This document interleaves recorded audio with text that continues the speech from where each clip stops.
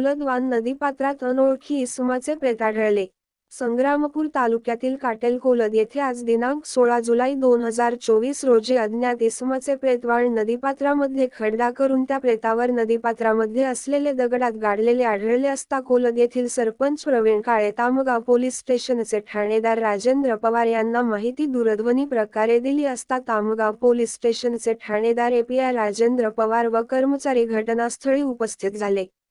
तसेच गावांतील नागरिकांनी चौकशी केली असता आतापर्यंत वान नदीपात्रात गाडलेल्या अनोळखी इसमाची ओळख पटली नाही।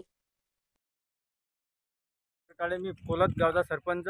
आमच्या कोलद शिवार म्हणजे या नदीपात्रात एक मृतदेह आढळला। त्या बाबतीत तुम्ही कोणाला माहिती दिली काय? हो, पोलीस प्रशासनाले पवार साहेब ठाणेदार। काय म्हणत होते साहेब? साहेब म्हणत गाडी पाठवतो।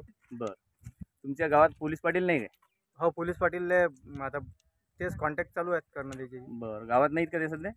हाय, आम्ही इकडे झालो ना, आम्हाला जशी माहिती कळली, काटेलच्या उपसरपंचाने फोन केला की बा असं इकडे अनोळखी मृतदेह आढळला। बरोबर, त्याच्यानं आम्ही इकडे चालले आलो। ठीक।